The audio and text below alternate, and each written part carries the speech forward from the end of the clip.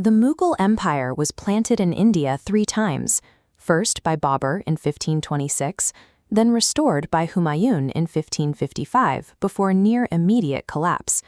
The 1556 establishment initiated the longest reign of any Mughal Badshah, a half-century consolidation defining the empire's ultimate reach.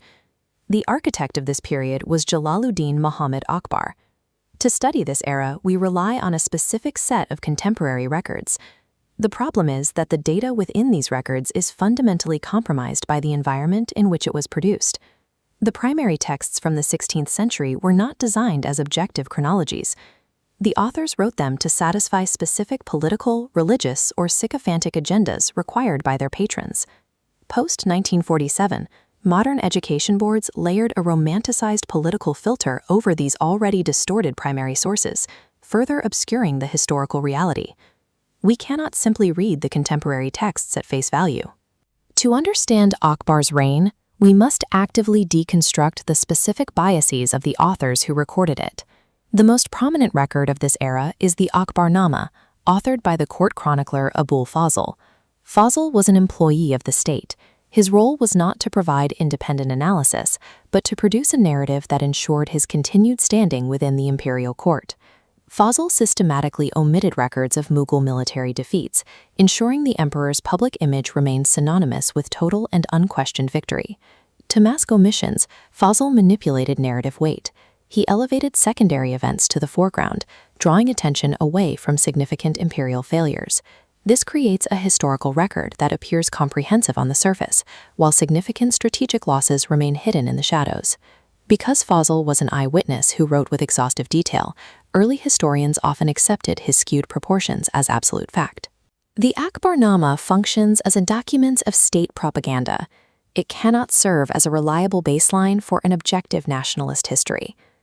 The second major pillar of evidence is the Muntakab-ut-Tawarikh, written by Abdul Qadir Badiuni. Badiuni provides factual friction. Unlike Fazl, his text is filled with explicit, harsh criticism of the state and the emperor. However, Badiuni's worldview was dictated by a rigid religious orthodoxy. This lens colored every observation he recorded. Driven by this orthodoxy, Badiuni deliberately exaggerated instances of religious intolerance. He framed acts of bigotry as points of praise for the emperor's character. Conversely, whenever Akbar displayed tolerance toward non-Islamic populations, Badiuni recorded the event with bitter, condemning criticism. Modern historians often fall into a logical trap. They assume that because an author criticizes a sovereign, the record must represent the unvarnished truth.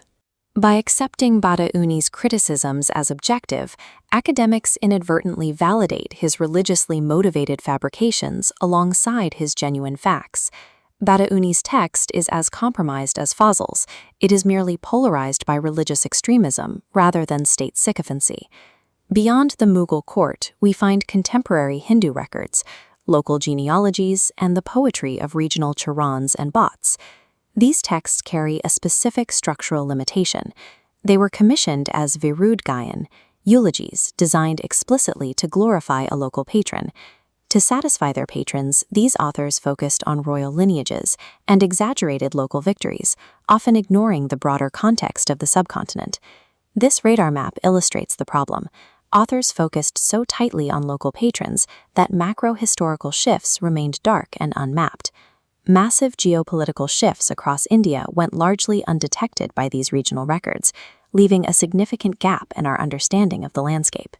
While Hindu bardic texts provide vital regional context, their sycophantic nature and narrow focus make them insufficient for reconstructing a complete imperial history.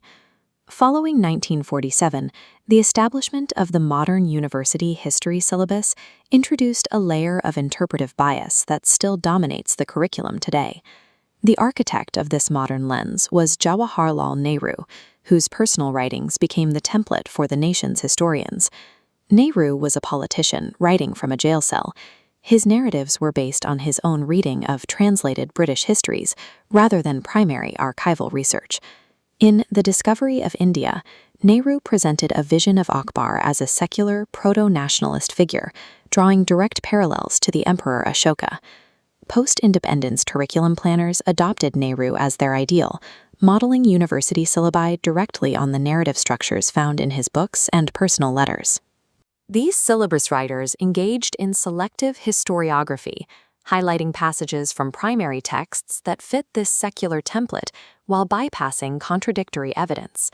To maintain this idealized image, instances of religiously motivated violence documented by Badauni and others were consistently minimized or omitted from modern textbooks. The modern textbook version of Akbar is a product of mid-20th century political aspirations, built by prioritizing national ideals over a critical analysis of primary evidence.